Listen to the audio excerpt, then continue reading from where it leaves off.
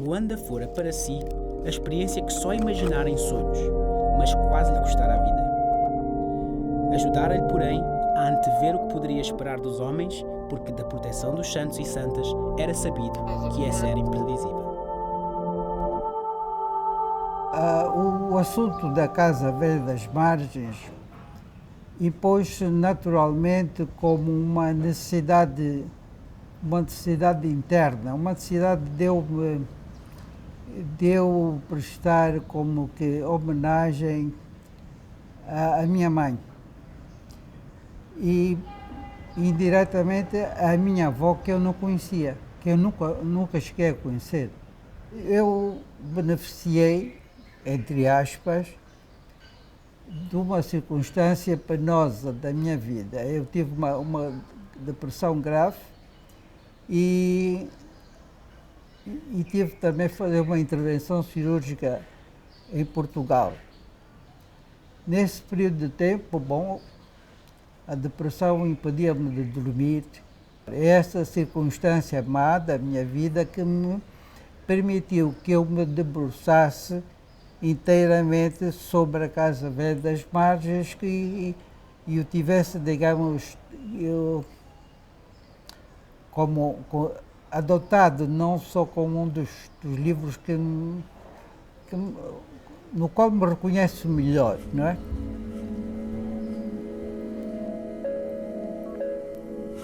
Ainda não tinham transcorrido muitos anos da notícia que no boletim oficial tornara público que aquela terra era estéril e o povo era obrigado a afluir nas margens do rio para a cultura do milho, feijão e mandioca.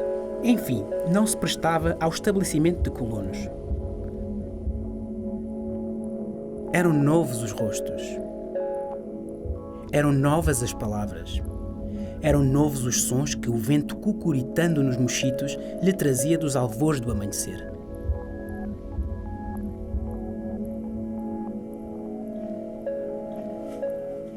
Eu comecei depois, verifiquei que havia zonas muito escuras dessa época.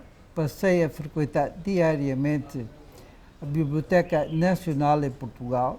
Ao regressar a Luanda, continuei nos nossos arquivos históricos e, sobretudo, na Biblioteca da Câmara.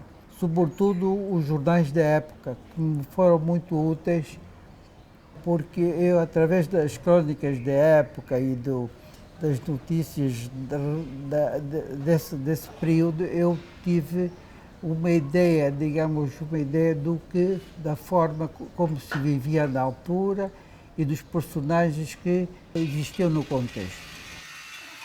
O Arnaldo Santos, neste mesmo livro, há um aspecto que eu acho muito interessante, que é a forma como ele lida com as personagens. Geralmente, aliás, o texto narrativo tem esses 5 elementos, né? O espaço, a ação, os personagens, o narrador, enfim.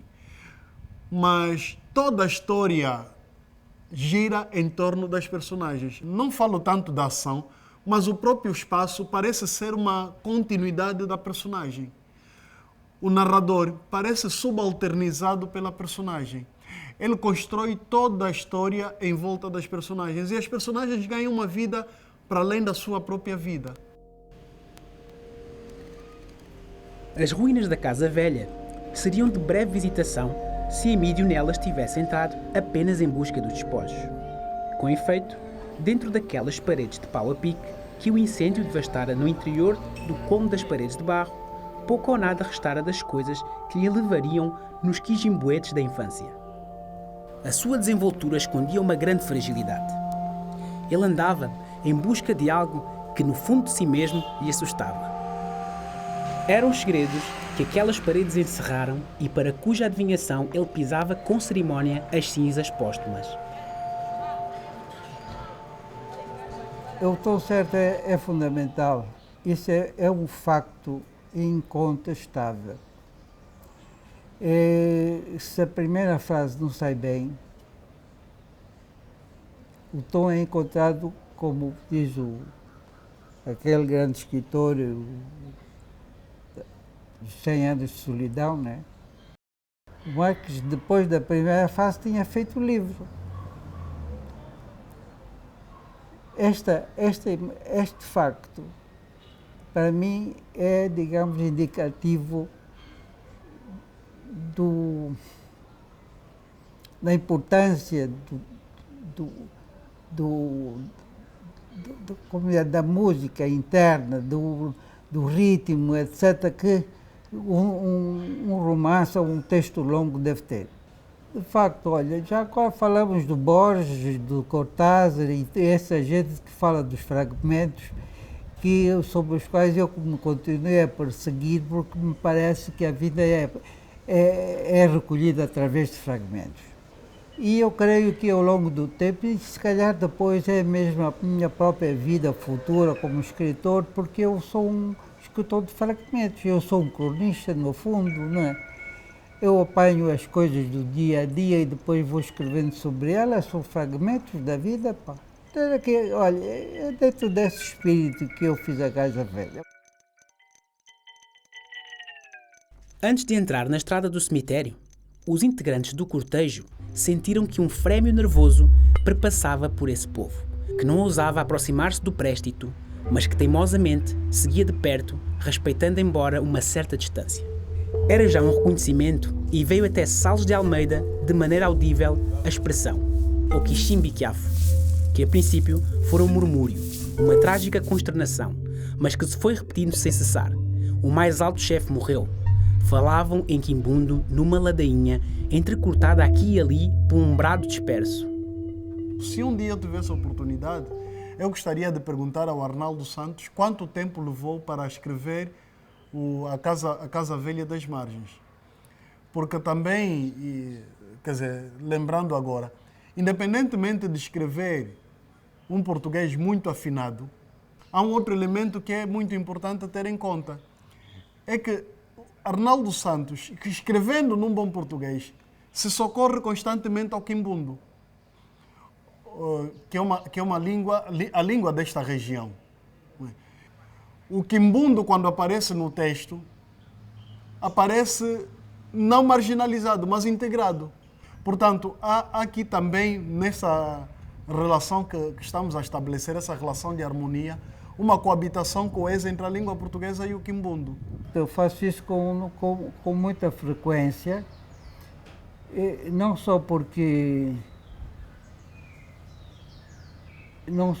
acho que a língua quimbundo, que era muito influente nas zonas urbanas, tinha uma influência na forma de se introduzir e para refletir sobre as coisas.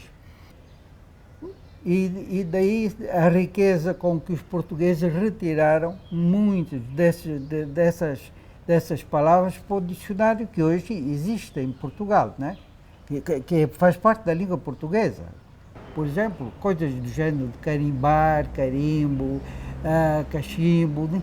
Então, quer dizer, os portugueses, hoje qualquer português que fala nisso, obviamente pensa que são palavras portuguesas, que eles é que inventaram, mas são palavras que do século XIX, XVIII, não sei o quê, foram para Portugal e passaram a pertencer à etimologia portuguesa.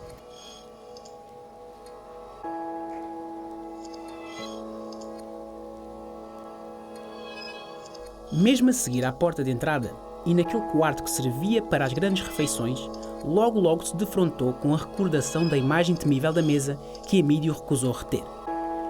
Ela lhe levaria muito longe, longe demais, e comprometeria irremediavelmente sua visitação. Então, esquivou-se e foi seguindo mais lentamente para o compartimento no extremo da casa que seu pai transformara em pequena botica. Era ali que António Mendonça guardava uma parte da sua memória que eles pretenderam destruir.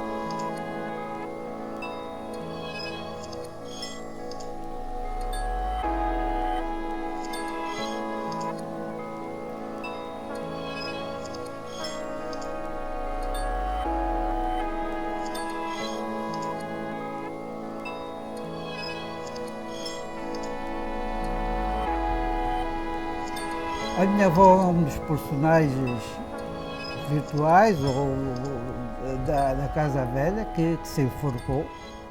quando perdeu a filha, e que na Casa Velha é substituída por um filho. Os personagens, de certo modo, que é uma espécie de autobiografia. Isto é a biografia da minha família, de uma parte da minha família. A construção do romance surge a partir de episódios relacionados com a minha família.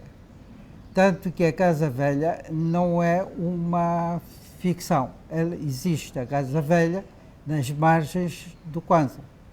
Aliás, do Kwanza não, do local. Onde o meu avô, que era um português militar, bisavô, aliás, avô,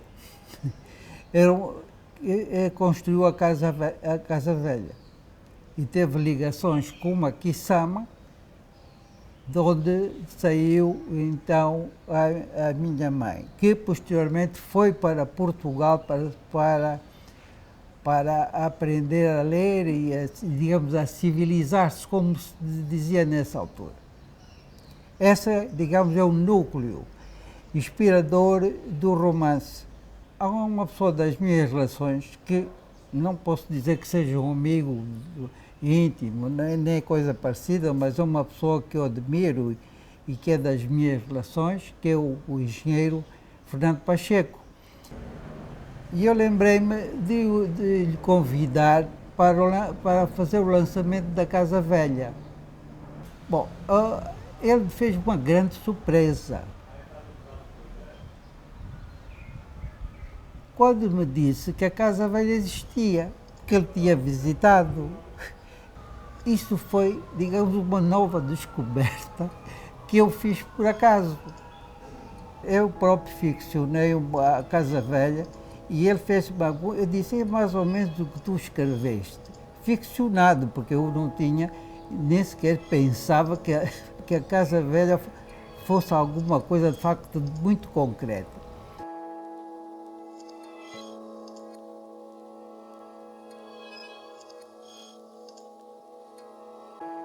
Os fragmentos, à medida que se vão podando as árvores, há ramos que se desprezam, mas que são pequenos fragmentos que você sacrifica com pena. E diz, este ramo eu podia aproveitar, é um fragmento aproveitável. E há um dia que você acorda e diz, aquele fragmento que eu deitei fora, será que já está no lixo ou ainda pode ser recuperado?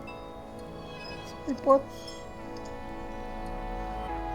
Depende, enfim, se os meus olhos derem.